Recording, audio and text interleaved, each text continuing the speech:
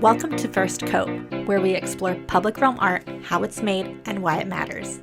I'm your host, Stephanie Etche, an artist and entrepreneur based in Brooklyn, New York. I run Distill Creative, where I curate and produce site-specific art projects for real estate developers. I focus on creating more equitable and inclusive projects, and I want to get more exposure for the artists and developers doing this work. This week on First Coat, we have Magda Love. Born in Argentina, Magda has lived in New York City for more than a decade. She's mostly known by her colorful street art and big public works. Her aim is to inspire dialogue about personal experience and prompt a thoughtful pause in the roller coaster of life. She's had many commissioned murals with clients who include Brooklyn Industries, New Hotel, Modern Sky Music Festival, Governor's Ball Festival, the Surfrider Foundation NYC, and many more organizations and businesses. Her work's also been featured in Complex Magazine, New York Inc., 12 Canvases documentary, Art is Life documentary, Time Out New York, and many other places. I spoke to Magda about her fine art practice, her public art practice, her mural process, how she integrates herself into new communities all the time, what it's like to feel like an outsider, and how to make a living as an artist. Magda Love also gives tips for working on a commissioned project, and she also gives some great tips for organizations and real estate developers or businesses who are commissioning a public art project. We also talk about being Latina and what that means right now. We recorded this interview a few months ago, and I really think some of the things that I talked about with Magda when we recorded this interview have really influenced my own art practice. So yeah, just editing this episode was really nice because I got to revisit this conversation and kind of put some dots together. Magda Love has been a personal inspiration to me and my own art practice and life, honestly, and I am just so excited to share this conversation. So here it is. Welcome to First Coat. I'm so excited to have Magda Love here today. You may know Magda from her colorful street art on Instagram, we will be talking about a little bit, her immersive installations or her artwork as seen in galleries. I regularly walk by her murals in Brooklyn, but I actually met her at one of her solo shows in the Lower East Side. Magda is from Argentina, and she's been based in New York City for, I think, the past 10 years or so. Yeah, 15. And long time, 15. And she's currently back in Buenos Aires. And yeah, thank you so much for being here today. Thank you so much for having me. It's such a great thing to talk to you again. Yeah. It's great times. It's nice to see you in your space. And how's it going over there? Going. I think I'm trying to say remain positive, but the lockdown here is very strict. So lots of shops are closed and we don't really have Amazon. So it's been hard to get a handle of art supplies, even though I had days that I didn't feel creative at all. And I'm like, I hate this. I hate everything that's happening. And, I also had days that I were super productive. And I started painting 7 new paintings. And I have many little stuff on paper and sketched a lot. So at least it has been productive. Just trying to do what is under my control is everything I have in my roof and my hands. So try to use that to stay positive. That's really basically all we can do. You've painted on all kinds of surfaces. When I was researching your work more, because I've seen it and I've seen your work in person, but I didn't really, I guess I'm really impressed by all the types of things you've painted on. It's not just canvas and walls, but sails and skateboards and shipping containers and protest posters. In an article about a mural you did in South Florida, you said, I think about it just like a big piece of paper. When I paint a 5-story building, it's a gigantic piece of paper. When I paint a car, it's a gigantic piece of metallic paper. How do you approach different surfaces? And how has that changed now that you're working on canvas again? First of all, you have to know about the material that you choose, the material. And I think that comes with trial and error. For example, for the sail, it's also challenging because you have to think that it's going to be exposed to a lot of water and going to be exposed to a lot of sun. So you have to, do your research and think about what's going to be the best brand. I actually use spray paint, but for example, the Montana Black for me has with the colors have the most pigment, so the bright colors last way longer than in my experience at any other brand. So I use that, even though, like medium pressure. They don't go, but you know, they're not like the 94 or the gold that they're like go really slow. You don't have the same, you know, you get used to it and you handle it kind of the same way, but it's not as manageable as the really, really low pressure. But you know, I love the colors, so I use that brand for most of the sale, using like in some cases, for example, one obviously exterior, but for example, I realized when I was painting the car that not only I use oil base, but the ones that they were like, I never use gloss paint, but for that, the glossy paint really worked for the car, for example. So, you know, I think like trying different combos when you try something new, it's a best way. But yeah, it's going to take a lot of frustration and like a lot of trial and error, you know. I do a little bit of research, but I guess I'm like kind of like an empirist, you know, I learn everything the hard way. So I'm just like, oh, damn it, I have to run to Home Depot again, you know. So like basically that's how it is. I think also the great thing of painting different stuff is like how people can experience what you're trying to say through your art in a different sort of like message, right? Because it's not the same thing to walk into an installation that like seeing a car going by. So I always think about how each thing that I do can sort of like complement to that experience that I want people to have when they look at my art. Yeah, that's why I also love painting different stuff, because, you know, it gets too boring to do the same thing all over again. Even with my canvas, sometimes I make them round, sometimes I make them like oval, like just to change up stuff around, or like I do the canvas and I do like installation piece like connected to the canvas. Just sort of like spice things up all the time. That's pretty much my personality. Can you tell us more about the sculptures you've been working on? Yeah, actually, you know, not a lot of people know, but my father is a sculptor. And I grew up sort of seeing him doing work, you know, and I always thought it's a really challenging experience. Let's say paint, if you make a mistake, you can cover it, patch it up, paint it again. But, you know, if you're sculpting wood and you mess something up, I mean, you can't glue that piece back. It just doesn't work that way, you know. I think there's a different thought, but there's also like a really beautiful thing when I won that award in Southern Vermont Art Center, and I was invited to do the residency, and I had a solo show. During a month, I worked in sculpting this huge totem pole that I'm not sure if you've seen it, but there's two huge totem poles with these wings. And I mean, first, the smell of wood really reminds me of my childhood, so it brings this certain nostalgia for me, and it's just like feel like, oh, you having the tree literally, because we picked the tree from like a fallen down farm, and the local farmers helped me drag it to there, and I kind of really like the very different experience of working that with wood, because it really felt like more like part of nature. And the name of the show was Home Sweet Home, so it really spoke about like how we take care of our resources and just local decisions that we do. And I mean, and I think as artists also too, in our practice, to not only embrace the cause, but also how our practice can become more sustainable, right? So we picked the tree, they drag it into the center grounds, having to learn a lot of stuff of different tools that, I mean, I knew I'm a pretty hardcore with power tools. I love them. But, you know, with different kind of woods that we use, like a kind of pine that is really solid. I mean, I was carving for 1 month, so that was definitely out of my comfort zone. It was really physically demanding.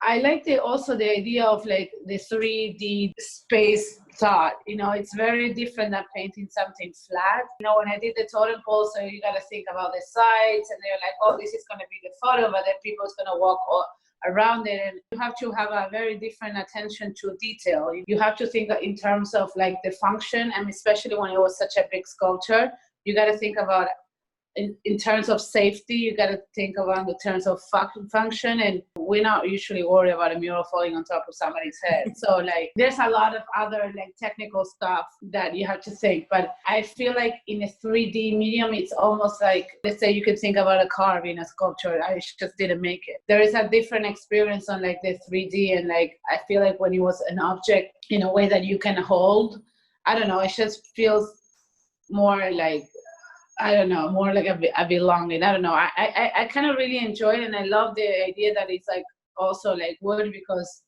I feel like it's kind of like alive. I mean, literally, wood is actually still alive, and it will like go through a cycle of life even when it's reused by the human being, but this was the first place in the US of eliminating totally like Native Americans. So I thought to make a homage to all those people that lived there at that time. Obviously, there's a little bit of a controversy how a person should not do something that is a symbol or so, sacred for natives in the Northwest. But I took it as it doesn't look anything traditional. Obviously, it looks very much like my art. As sort of like a homage to an Argentinian homage to, those that live there, especially when you read a little more history and everything. And the people from Vermont and the director of the center, they were like so supportive. I think they were panicking because they were like, how are you going to do that in after we carve it all and we put it up and, try to set up the wings that they were like, super heavy, the thing is like really tall. It's like 14 feet high. They were like, how we're not going to kill anybody that comes visit the art center? Like, what if it falls? I mean, outside in Vermont also you have to think about extreme weather conditions because it's under snow half of the time. So we got to protect it with so yeah, I'm trying to like use also this lockdown to learn a lot more about construction stuff, consulting with contractors and stuff, because I want to do more sculptures here. And I originally came to Argentina to do a few projects and, end up here on the lockdowns, wanted to see, family and everything, which we can't now, which is hard. But the great thing also here, we have universities here, like public universities are free. So there's a lot of classes and everything to do like for free. So I'm considering maybe learning more about materials and, construction and stuff. And, my dad is here too, so he knows a lot about that. So I can squeeze knowledge out of him while I'm here. My mother has like a gigantic pile of wood. So I'm actually already started sculpting a few things. And for installation, I started doing like papier mâché sculptures just to like add details or whatever. So I'm in experimenting mood now. So I feel like I start getting bored if I just paint a canvas now. So I need to like try doing different things. I'm excited to see your work in a few months. See all the things. Yeah, I mean it's a lot of stuff in the oven right now, and I also usually work in a lot of things at the same time. Sometimes when I'm at a deadline and I have to push one painting to finish, it's very painful for me. It's like very difficult because I feel like I'm in this like toxic, very claustrophobic relationship. And I'm like, I probably messed it up, So I usually, when I make paintings, I do stuff for the work, I cover the whole room with things like, and I start and I go and I move away from things. And like, I now started knitting. So I sit in the studio knitting and I'm looking at the stuff because, my hands need to be moving, but I have the time to observe. And since a lot of I had like a residency in Qatar that is being moved. I had a project in Greece that, it's been moved. The projects in New York also, they're all like postponed. I think like one of the things that I was struggling for the past year, I was very, very busy and I was always struggling with time. And now, I sleep late without guilt.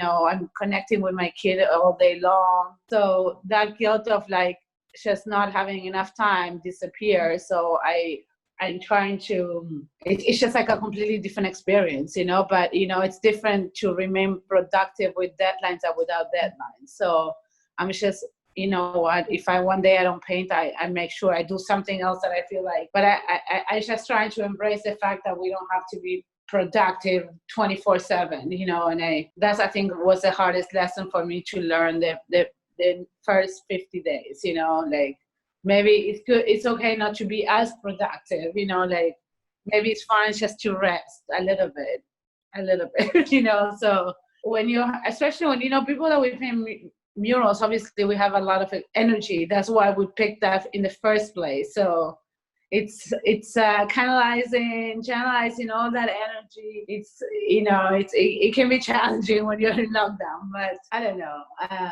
It's definitely nice to explore different things, but I mean, I do miss like painting outside and painting murals a lot at this time. So we'll see. That's, also analyzing of like the painting murals is such a social like activity, it's such a social part of your practice. And I think it has to do with that, that we also in lockdown and we're not allowed to have that social thing in our life. And I'm such a warm person, and I think people is such a big part of my practice, because when I'm not doing the murals, I do the community murals. Last week I did a class to a lot of the students of CDS on Zoom.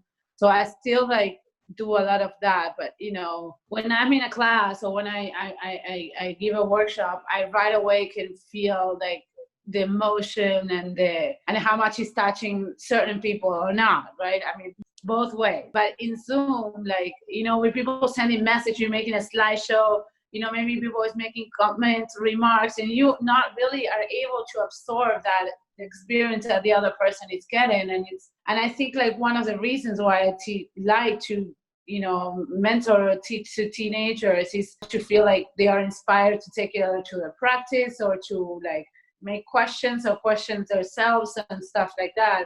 But when you're not able to see if that communication is being effective, you can't really feel it, it's really difficult for me to like keep talking for 2 hours to a group of teenagers.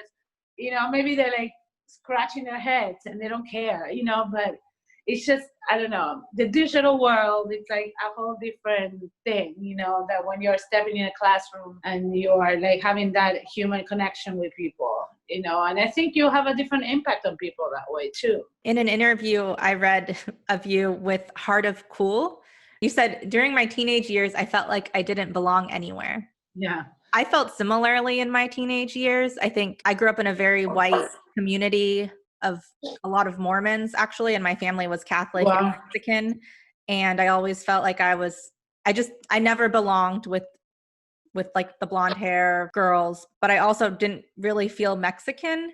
And I kind of pushed away from it when I was a child. Like my mom wanted me to do like ballet folklorico and things like that. And I just thought it was the grossest thing in the world. And I didn't want to like learn Spanish at first. And eventually, as I grew up and learned more about, I don't know, just I realized how much of an asshole I was as a child to my parents, probably. And now I'm so obsessed and learning so much about Mexican history and my own culture and how we fit into the world as like Mexican Americans, Chicana, all of that. I'm wondering how that was for you. I think, also I honestly am I was such a brat. I grew up in a huge family and like a very like loud and drama, and like my mom had like 7 brothers and sisters. Well, one passed, but they all have like at least like 3-4 kids. Like, we like every time we have like a Christmas with like hundreds, like 100 people, like literally almost like on the countryside. And, my mom used to take us in the weekends to my grandparents that they moved to the countryside because they like, they were tired of the city. And like, so we like ride horses and we're in nature. And, my parents been divorced forever, but like my mom, like I did ballet for like 8 years. I did tap dancing, I did jazz, I did guitar, I did singing classes. I did it all basically, like I tried every sort of like artistic, thing that you can. And poor my mother, she like paid for all of that, but I think the not belonging, that was a question. I always like start drifting away from the question.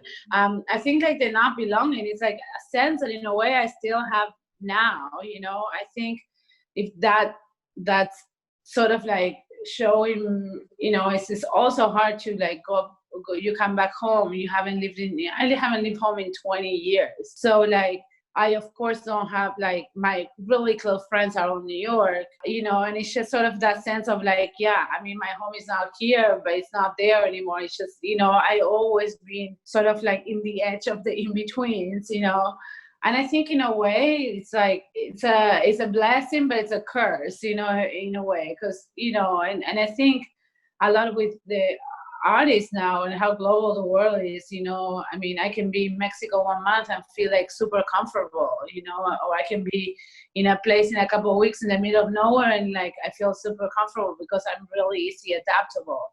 but it's also really difficult for others around you, that you can't really sit still. I never really, I think as a child, when you don't feel like understood it, I felt that I had all these things in a universe inside me that I could not like put it out. And I feel like in a way, like now as a, I guess, professional artist, I'm able to do that, but also like a lot of people in my family are very conservative. So like, in Argentina still is not like an honorable thing to be an artist. So how you are an artist, how you make money being an artist, how you like, it's like this huge like cliche that there is spread around of like how artist is not like, a profitable or respectable like, way of living, oh, she's crazy. That's basically it. And I think, I mean, I'm okay with that now because I'm a full grown adult, but I think I also understood, why I left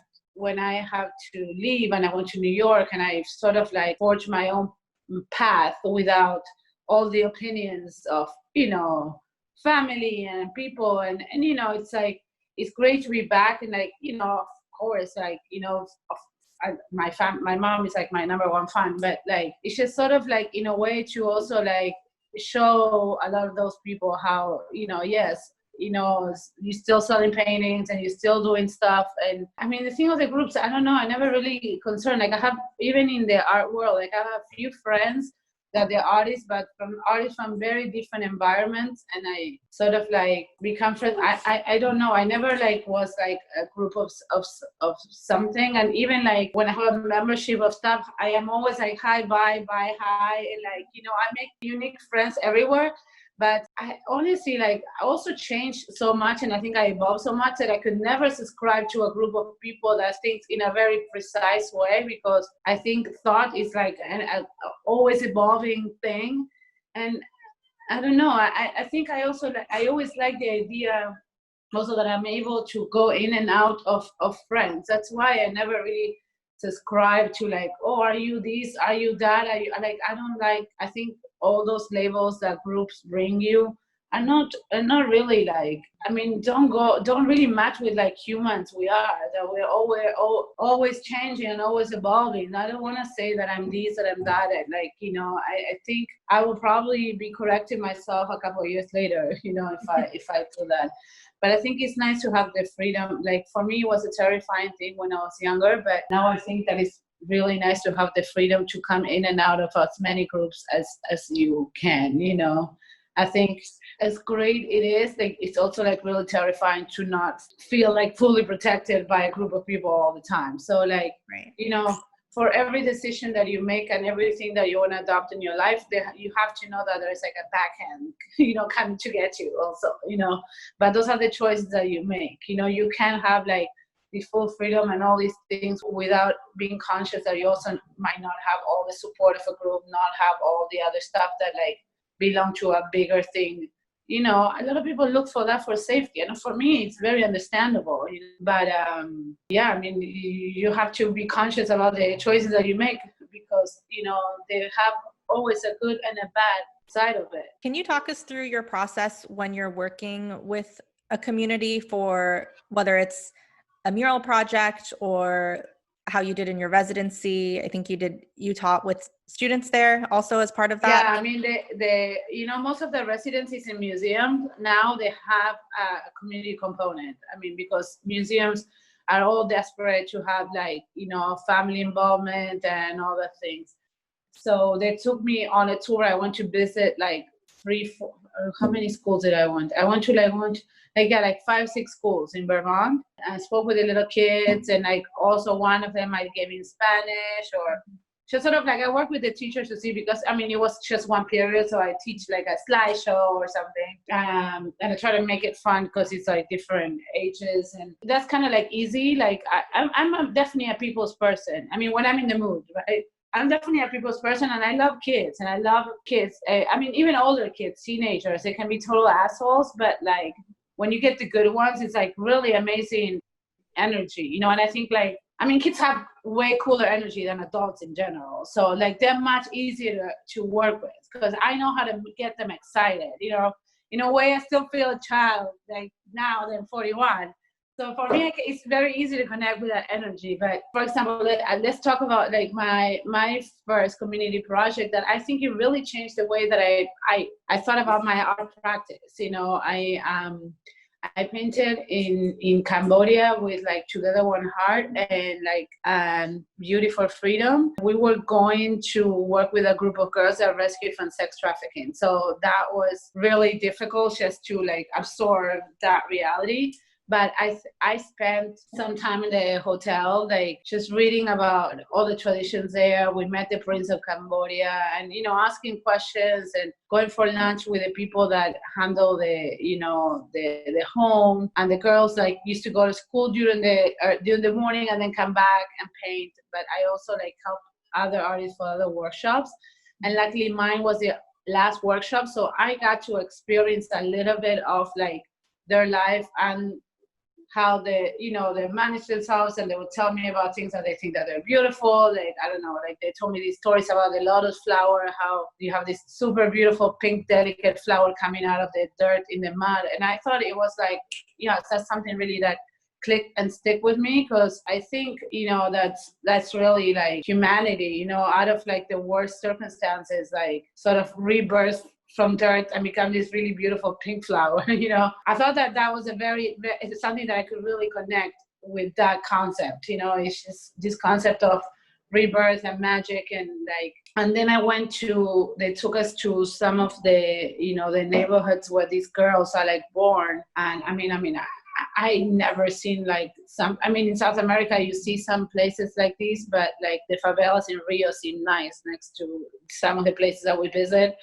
And you know how a lot of the girls had like HIV, like most of the girls in the thing, all of the girls had HIV. Like there's so many realities there that, I mean, it's just like really overwhelming. Like for me, I'm very sensitive, so it's very hard to like, you can't dare like go there and start crying, you know, like, I mean, it wouldn't seem right.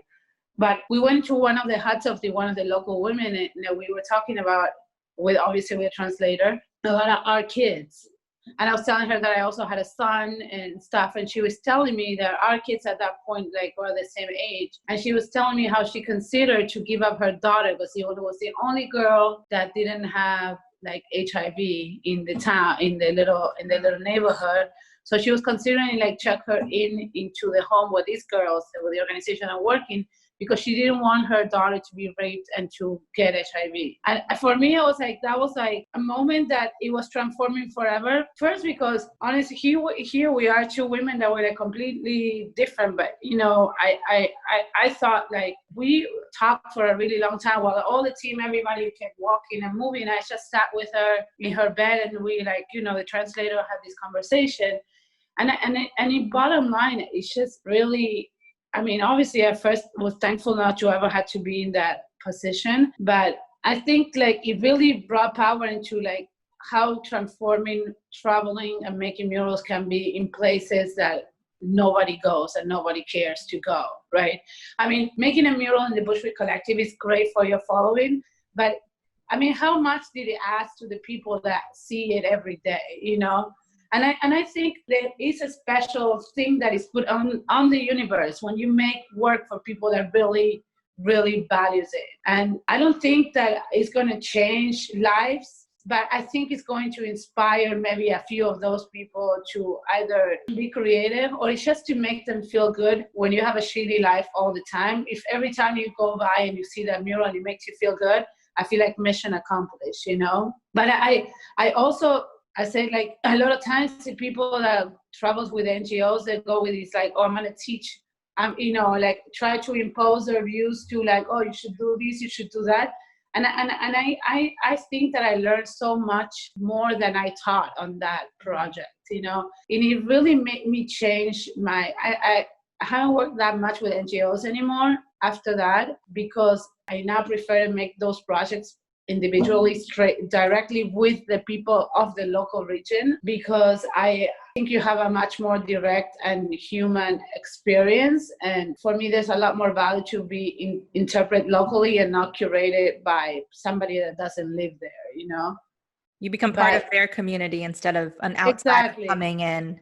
Exactly. And I come with a whole group and this and I just want to go there as an individual. And then also too, a lot of these NGOs, you don't know where the money goes, you don't know whatever. Like I feel like as that, like, when I went to a Apache reservation and we went as individuals with my friend, is also a skateboarder and stuff. And it was a very different experience. It was very cathartic. It was very like, the local Miles, that is the founder of Apache Skateboards, he also paints. He welcomed us, and it was like a very different experience. You're like there with the locals all the time, not eating with the group of people that you travel, 30 hours. It's a very different experience. But that also, like, it really just taught me that what I had to say through my work, a lot of people say like, oh, well, you paint a lot of brown girls, or you paint this and everything. But like for me, when I paint women, I don't really care what color they are. I mean, like I make a lot of brown girls because I think they look gorgeous. But I think more than anything has taught me that, like, like the struggle of like humans, obviously besides, the socioeconomical challenges, spiritually and psychologically, we all want the same things in life, like that it's to like our family, our children, to grow up with dignity, to be educated, to have food on our plates, to be in love, to have our family, like, the basic wants and needs of human beings across the world are all the same. Forget about all the material stuff, but we all want to be in love. We all want to have kids and to them to be safe and to have dignity and opportunities. And I mean, so I think like through that is something that I understood. I mean, I understood it as a person before, but I think like when you see it through your artwork, you travel and you do work with different eyes. When I painted in Flint, Michigan, I went 3 times in the same year. And one of the local girls in the community told me like, we had like over 45 artists here coming. Nobody sat down with us to ask the questions that you're asking. Wow. To represent our work. They came, they paint a car, they come, they paint these. Like, and I think when you're working with people that felt like unheard for so long, it's so important that they become part of what is being said in that mural. So, and I think I always felt, I love talking, but it's something that with time I learned is to like shut up and listen to the other person has to say, And I think that has been in a lot of value of my experience on traveling, in Mexico, in Flint, Michigan. It's like I have like a second home in the States now. Like, they're like, when are you going to come back? And like, we always trying to figure out how we can make projects. The people from Flint Public Art Project, they just started this mission, and they write grants, they invite artists, they like try to bring joy into the community. And like, I love it because one of the first rules that they have for the murals is like, you don't paint anything about water. Nothing, because they don't want to hear about it anymore. It's like it's still a problem. Their vision for the community is to have this like joyful experience in their daily life, not to protest what they already know about. I did 2 big community. Are you an artist? There, but submit your like, portfolio I at did, like, distillcreative.com/artist. Like, You'll get on our like, Distill directory, our artist database, and be considered for upcoming art commissions. Like, I'm like talking in the church and stuff. And in the beginning, obviously everybody looked at you suspicious, like, but, at the end of the project, like, you're all hugging each other. That's something that it was really touching to me. Like the last time when I went, it was during the festival.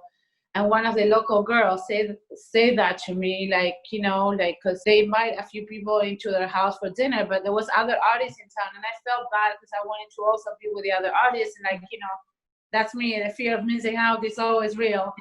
But when she said that to me, I felt like, that's really my goal, that every time that I travel, like, I really seek, not to connect with everybody, but to connect to those people that understand what you do and why you're doing it. And it's really just keep creating beautiful bonds in between human beings. That's really for me what my work is about. And when I travel and when I make in the studio, I feel like if I paint things that like mean deep things to me that move me emotionally, probably there's going to be a few people that can relate with that emotion, besides the technique that is, obviously your responsibility to always continue proficient, like, I think the most important thing is to not only have something to say, but, offer an emotion to others, like that we can all connect through that. Because I mean, that's the only way that universally human beings can connect, that is through that psychological feeling of emotion, that's really it. The experience of Cambodia,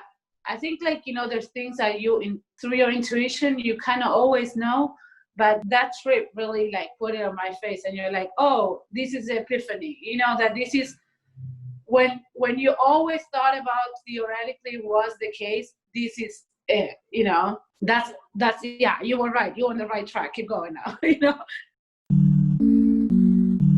Are you an artist? Submit your portfolio at distillcreative.com/artist.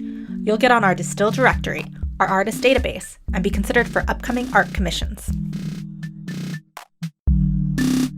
Do you have any tips for other artists or also organizations who commission artists to come into a community on how to better create that connection? Because it sounds like you need to have a certain amount of courage and obviously empathy and curiosity and ability to some outgoingness, but not everyone is that outgoing, or maybe they don't feel like they are allowed to connect with people when they're doing a project in another place. Do you have any tips for how to facilitate that? I think the tips for the artists are very different than the tips for the people that are working with the artists. But I think for the artists, I just think that is what comes naturally to me. So, I think being yourself is always the best way to, it's so cliche and so stupid to say that, but it's really the best way to connect with people, because I think people know when you're bullshitting them, so just be direct. And if you want something, don't go beat around the bush. In Mexico, they laugh about me because when I ask for stuff, they say oh, ahorita, or and I'm 5 minutes ahorita or 5 hours ahorita, and they laugh that I'm like that because everything goes with a lot of calm, but I don't have a lot of calm. So when I come, I already prepare myself, okay, I make list ahead so they have it a week before, I think just, you have to be genuine, and you have to if you're a pain in the ass, you have to come to terms with that and try to be less of a pain in the ass, and, respect that there's different timings for different things. You have to be flexible. I paint, for example, with spray paint. When I went to Cambodia, there was no spray paint. There barely any food. I try to be able to be flexible and work with everything you have. If you don't have a projector, if you don't have this, you don't have that, you know what? Learn to work without it. Because if you are traveling, it's your job to work with the least resources possible. Try yourself to work with the least resources possible if your goal is to travel, and then another tip is honestly, stop complaining and keep working, because nobody cares. The truth is yeah, you can make some connections, and with the people that you connect with, keep working with them, and then other things will flow. For me, I'm not doing that right now, but I always, even when I was the busiest, I send emails all the time. I make research of the people that I want to work with. I make research of the, art centers or galleries that I feel they have art that they would appreciate my art. The opportunities don't gonna come to knock on your door. Sometimes they do, after a while, but the truth is, last year, for example, I applied for a couple of grants, and I won I was finalist in the Sustainable Art Award. I won something with the Brooklyn Artists Alliance, and I won something. I did something with Art Bridge too. Apply to things. Take the time to sit down. Also, when you're writing these things, you will learn a lot about your practice. Learn to edit yourself, learn to really communicate the things, also make a research for the things that you apply. You have to research these things, because you cannot just send the same email to everybody, because people can tell. I can tell when people send me the same emails to everybody. Spend your time wisely, make a research, and then focus on the targets, and honest, and just be honest. Send an email and say I would love to work with you. How about having a show together? What are the steps? Are we interested? But the truth is if you write to the right people, that they probably will be interested. If not, don't write to them, because it's a waste of time. But do research and stay focused, and work your ass off. Really, there's no other. It's not a magical formula that you can offer to people. Don't get discouraged. A lot of times, you don't hear back from these people, or a lot of people, I mean, I have heard in my own show, some people saying like, oh, I don't even know how she get all this stuff. She's not even that good. You know, like, I mean, people will say those things and it's okay. That's their opinion. You know, you have a different opinion, you know, like, so it's just sort of like, don't be discouraged by like bad feedback, you know, just keep doing work, stay in and dedicate time for your work to keep improving and research and contact people. It's not really like much more to it, you know. I mean, and you have to be willing to get uncomfortable. Like, I mean, art is all about like feel uncertainty, and every time you start a piece of canvas, you know, like, I mean, I remember when I started a 6-story mural, like I was like, don't fuck this up, you know, like that anguish, that uncertainty, like, you know, once you relax and you don't worry, you really enjoy it, you know, but don't overthink it, because yes, you know, we all have different personalities, but, you know, just try to enjoy the path that you took. You know, it's going to get muddy sometimes, but, you know, enjoy the path. It's part of all of the journey. There's a lot of ups and downs in the art world, but you have to be willing to work harder than anybody. I mean, that's just really the only way. And then I think that's why some artists have like the careers they have and some don't, you know, like, you know, really the purpose that you're making your art for, you know, you're really thinking about like having 10,000 followers more to end up in the Met one day. I don't know, like, you know, what's your, you know, it's very important to have like, you know, goals out there like short term, but, you know, you have to think about the long run, you know, and the longevity of your artwork. I mean, those are, I mean, at least I think, you know, everybody, this is like the things that I think to myself, you know, some people maybe make pieces of art to burn them in next week. I don't know. Everybody's different, but I think you have to think about the long term, you know, so you don't have this constant anxiety of the present, you know. Just so if you're like doing your artwork and you're doing research, then you're respecting your practice, you know. I think for me it's something that I also try to communicate to younger people. You know, you're like in a rush to like conquer the world and to show to everybody. I have so much stuff that I haven't shown people because I don't think that they're good enough, you know. Just respect your time, and if it's not good enough, it's not ready, don't show it. Wait, you know. How do you know when it's ready? Like, I mean, how has that changed over time for you? I mean, you never know that it's fully ready, and you will always add stuff last minute, you know. But I think like more than the piece also being ready, is like you being ready, you know. If you're not ready to receive like negative criticism, you're not ready. That's not ready, you know, because you have to. I mean, it sucks to hear it, but it's the truth, you know. Like, sometimes some of the work we do is not great. You know, it happens less and less the more you do it, but not everything you're going to do is great. I mean, as human beings, not all our actions are great, you know, like there's stuff that we have regrets about. And I think with our work it's the same way. I very much accept my art as part of my life. And I know as human beings, I have good days, bad days, failures, great things, amazing stuff. It's just sort of like, hopefully allow all the great days to arrive at the same painting at the same time, you know, throughout the time. That's why I try not to be in a rush for things anymore. But, you know, you have to accept. A lot of times I finish paintings and they were like, oh, I wish I would have done, but I'm not going to do it. Just leave it like that for the next weeks, you know. I don't know. It's just, there's not really like a huge advice. It's just really like, you know, ask yourself these things and then enjoy it and work really hard. Be prepared, you know, that's another thing. You have to do research about the places you travel. You have to do research about materials, reference in history, you know, your own culture, the places you paint. I mean, you know, the truth is like, even though, you know, I chose not to have a formal education, you know, I read a lot and I do a lot of research, and I think that's very important, and it shows, you know, to the people when you, with the seriousness that you take the project. When I had to do the project with Google, like I had to sit and do a presentation for this group of people. They're all studying Harvard. They're like, you know, and you have to know about what you're talking, you know, what are you talking about? You know, it's very important that you're prepared, that you prepare yourself to defend your work, that, you know, that you have like a backbone of knowledge in a way. You know, I take the technical part of making art and, you know, the part of knowledge seriously. I think educating yourself is very important, especially to defend the work that you're doing. I mean, yes, a lot of the things we just do it because we do it, but when you're older, there's an understanding of why. There's a reason why Stephanie now wants to do the folklore dances that before didn't care about. There is a reason behind all that stuff. So we understand. I think with time, I think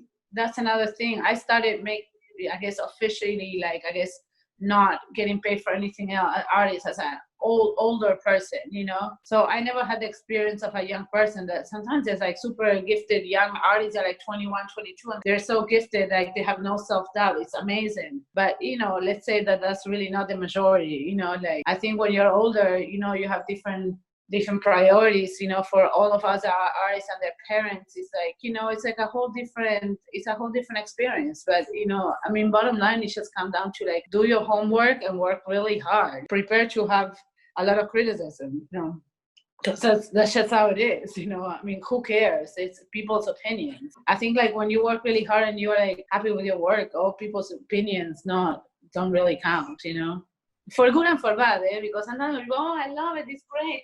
It's nice for a little bit, but that doesn't really oh my God, amazing. You know what I mean? I try to take the good criticism and the bad criticism, scopes into things that maybe I need to work in both ends, but I try not to take it so seriously both ways. And then the other one was for organizations that want to work with artists. It's the same way. Do your research. Some people hires you and they want you to do something that is not your work. Make sure that you pick the artists with the same vision. Talk to people that worked with them before. I have a lot of friends that produce artwork, and they were we will never work with that person again. It was a disaster. Not everybody has the same work ethic too. And that's another big thing. You're gonna work with people. Make sure that you always leave stuff in. And sometimes it's impossible, but I don't know if I'm lucky or because I also now do my research. I usually have good experiences on working, these past years. In between artists, we do that all the time. Oh, how was this person? Or what do you know about this person? I think it's just sort of really think about the project that you have and hire the right person for the project, because artists, we do our work. And then I think always a great fit is when both people are allowed to get the final result and the artists are able to be faithful to their work. There's not really much more around it. Both parties need to do the work. Sometimes people have called me oh, we love your work, whatever, and then ask you to do something that you're you say you love my work. That's definitely not my work. Do your work and work with people that that they're get the work done. I heard a lot of nightmare projects of incomplete stuff or delayed things.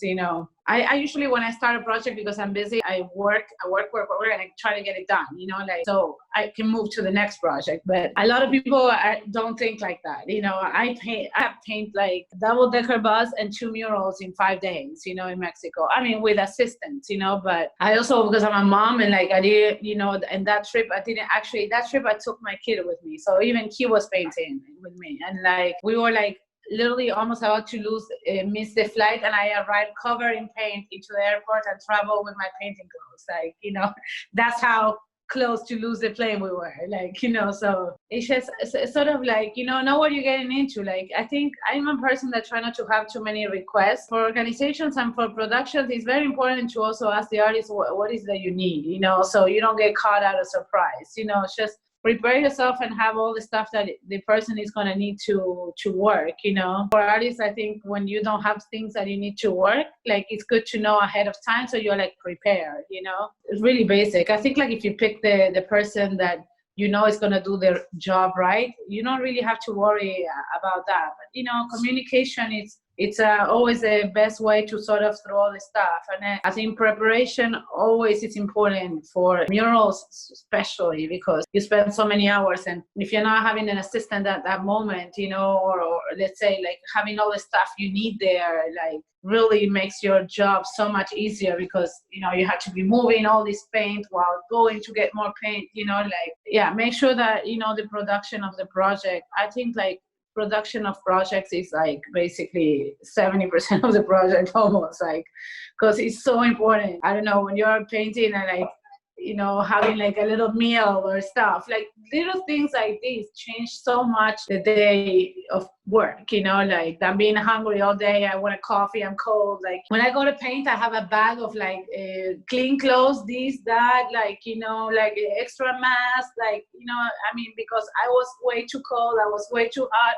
I had all those stuff. And now that I'm old, like I want to be more comfortable when I'm painting, so it's nice to have all the things that you need, because it also shows in your work when you're like in a good mood painting or when you're in a shit mood painting, so like try to like, be well prepared. But I think if you're an organization that can provide that, like I think for one person to be dedicated to production that asks, hey, what are the things you're going to need? What time do you want us to bring you a meal? Like little things like that, That's really good advice for organizations and the people who have money to hire artists for commissions, especially since it's becoming more and more popular, I think, in all types of businesses, which is... Yeah.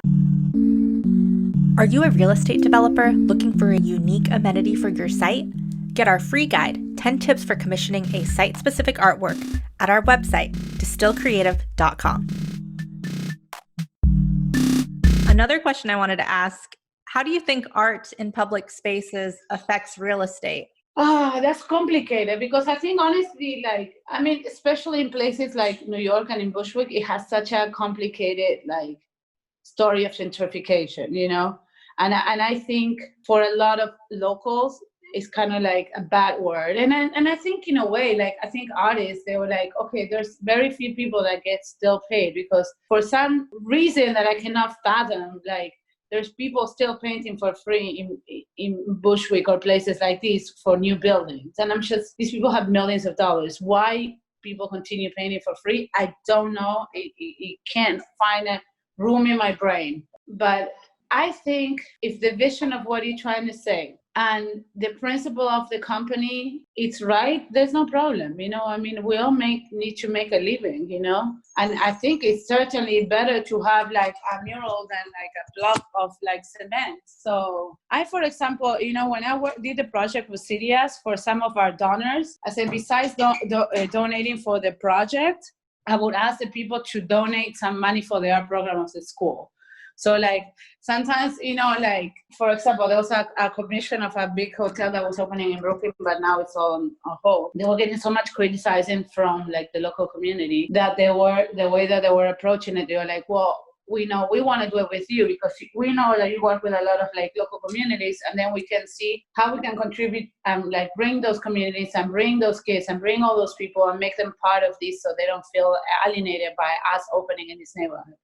So I feel like, they already knew it, but because they were aware. Some people don't really care of being aware. But, I think as an artist, you can bring also to the developer that point of view, usually developers are they don't really care about having that dialogue. But you could be like, okay, I'm doing all this stuff, but you guys, I don't know, I've done that. And then you guys have to donate this money to like, I don't know, a local school or a local art program, or like, I've done that like with kids before, like, okay, I'm going to bring 2 or 3 people that they, go through this program, and you guys going to pay them too. Like, I don't know. There's ways to make people do the right thing intelligently, but I think the most important thing is to also think it as a project, like some of these projects can bring a lot of money to the artists, and like with those projects, with that money that you bring in, then you can do like 3 projects in Cambodia, if you want to save the world. Like, I think, it's important to find like a balance. It's valuable to try to make people think about how they can include more of like the local people that I guess they're gentrifying, which is true. Yeah, I really like the artists coming with ideas, or obviously it would be great if the developer already. Yeah, but the developers are thinking about the units, not the art. Yep. It's like when you do the project. When I did the Google project, when I did the stuff there, I was working with architects and construction, and I went to the meeting, and they're talking about the counter size and the counter of the kitchen, and they start they're not thinking about your art. You're like the fun part of the project. They're dealing with 100 million things. That's another thing. Like, you have to take it personally. Like, like You just have to be like, hey, how about we do this? And we will, oh, that's an awesome idea. You know, like you have to think that when there's a construction going on, the least of the problems is your mural, you know? It really is. You're like the confetti of the party. Everything Totally. else is a fucking mess, but you're the confetti of the party. So you have to, you know, think about that. And like, you know, it's just how it is. That's not like, you know, so it's like your job to try to like bring that to their attention. I mean, you know, if they're not doing anything wrong, I mean, some projects are just for profit, and that's okay too, because you know you have to pay for college for your children, and you have to like continue traveling the world, and like, you know, the way to do that is to also have projects that pay you well. You know, like what for me was unacceptable is to take shit payments from people that actually are spending millions of dollars in building something. You know, make sure that you're getting a fair pay. Because you're like, oh, my budget is $1,000. How is your budget $1,000 if you're making a building of like $40 million? Explain to me, you know? Yeah. No, because we don't have a budget for that. Well, okay, so maybe you want to relocate your budget a little bit, my friend. You know, like those are the things that I tell artists, like, don't sell yourself short. When there's money coming and going, you have to make sure that you get a little bit of it. Definitely. Because, you know, in Brooklyn, everybody paints for free. I honestly, I'm in dismay every time I hear people keep painting for free. I don't understand. You're like ruining us all. And these are artists who have done projects before. It's not like their first project that they want to do for free. No, but, you know, I understand. Listen, I have painted for free, but like in murals that I really wanted to do and stuff. But like, I understand you do it for an organization or for stuff, but like, not for I don't know. building. You should get some sort of like pavement or paint or something. I don't know. It's just, I don't know. Maybe I'm too old now, so I wouldn't do it. No, but I agree. I don't think you're helping your art community either.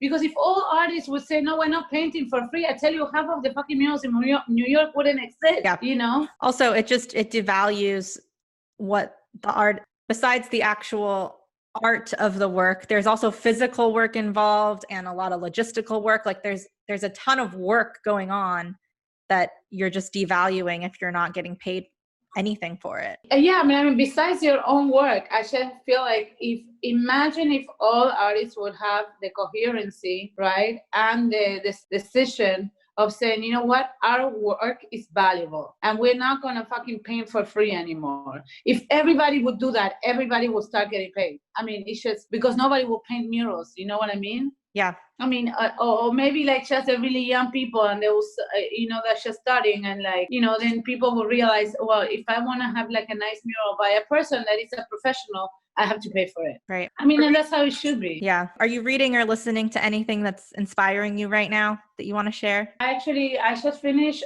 reading the book Wild by Cheryl Stray. That is like the story of a woman that she climbed the PCP by herself. You know, the Pacific Atlantic Trail. And she's hiking or whatever. It made me want to go hike, even though I'm in freaking lockdown. But I thought it was really nice and honest. The way the voice of the woman is like really honest, and I loved it. It's like an easy read also. It's like a very pleasant like novel. I actually heard there's a movie of it that I have not watched. And now I'm reading something that's a little more technical. That it's like, I mean, I always read while I read stuff, a couple of books. I'm reading again Mary Oliver, a poetry book that I love. I have a lot of her books. I love her poetry. And when I read poetry, it makes me want to paint. So like I imagine a lot of my paintings are based on like poetries that I read that make me imagine things, you know. And then I'm reading in another book, I don't remember the author, but I posted it on Instagram. It's called Culturas Híbridas. It means like hybrid cultures, that really talks about the process of like girls like you and me, that like how the mix of the global cultures is making like hybrid cultures of like mix of different elements and immigration and stuff. So the book talks about how these hybridations work. So it's like a lot more technical, but it's very interesting. It's like very anthropological. I went to college for anthropology for a couple of years, so I still like those nerdy philosophy books. So, but when I read that, I always read like poetry and other stuff that are fun. And then for a playlist, I don't know, for music, I have hundreds and hundreds of playlists. I haven't been like a podcast person. I don't know why I don't get into it. You know, like even sometimes the voices on the music bother me, so I would listen to classical music, because when I paint, especially, I don't like to think about any specific thing, so like I like the idea of the classical music, like, I don't know, theater here in Argentina, Teatro Colón is having a lot of like symphony and other stuff for free, up online. So I listen to other operas or, Tchaikovsky, the Swan Lake, I love to hear that when I paint. So I've been like playing that music a lot at home. So, it really depends. And then when I want to get in a good mood, yeah, I put like, I don't know, trashy reggaeton to like work out, like, so it's very all over the place, but like, I prefer to share my intellectual taste than my trashy taste. Well, we'll link to the books in the show notes and maybe a playlist. Okay, cool. Perfect. Yeah.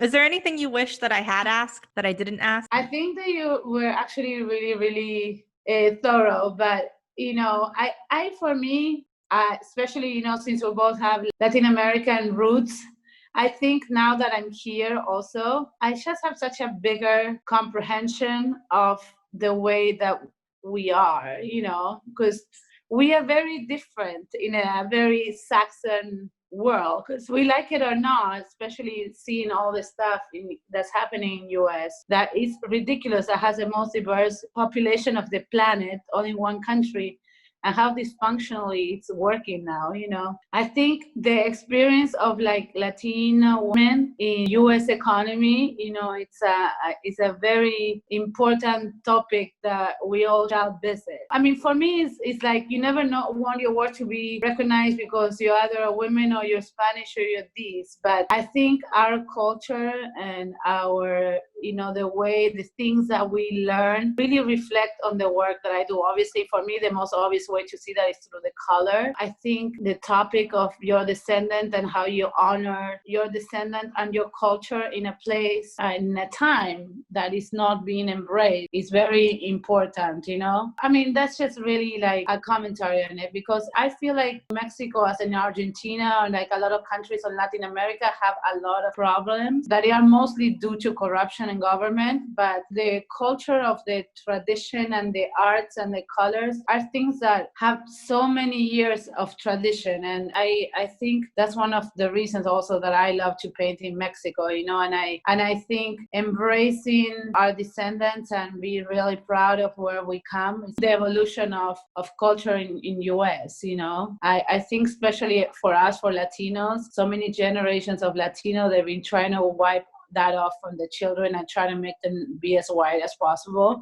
And I think as sort of representatives of culture in US, it's very important that we are really loud and proud of the culture that made us, so that's really the only, I guess, comment for me, that I think more than ever, I think it's important to represent very proudly where the places that we come from, and the fact that there is room for all of us to live in peace in such a great country that I think is going through a lot of like ideological trouble now. But yeah, I think it's to really embrace the places that you come from and be really proud of all that. It's really important now. So that will be the only thing.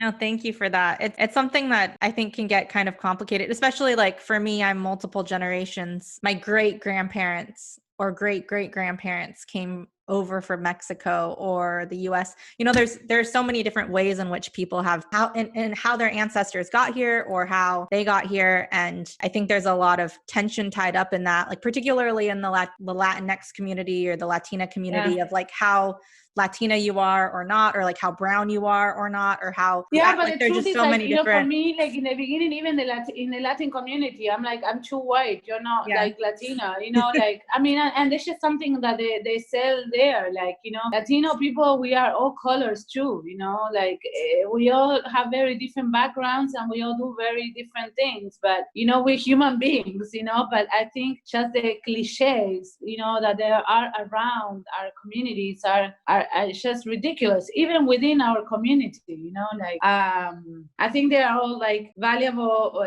very valuable, like conversations, to have now about identity. And, like it or not, even if it's like 4 generations in, the weight of your culture, it's always there with you. Right. Yeah. Well, and having solidarity, which is something in the past 10 years I've definitely come closer to, is that we do need to collectively celebrate ourselves and not be so individualistic about things, I think, is something that hopefully will. Yeah, but that's what I'm saying. Like, like, I mean, even I realized with my kid, like, like, I wish when I lived in US, like, he speaks Spanish so poorly, like, but I always like, okay, I should leave him. Like, I wish I'd be like more pressing about, like, you really have to do it. Wow. And I think also it's a conversation that I've been sort of like studying in my head, because also this book that I'm reading, and because, in Argentina also too, like all the people here, I mean, how loud we are and everything, it's like,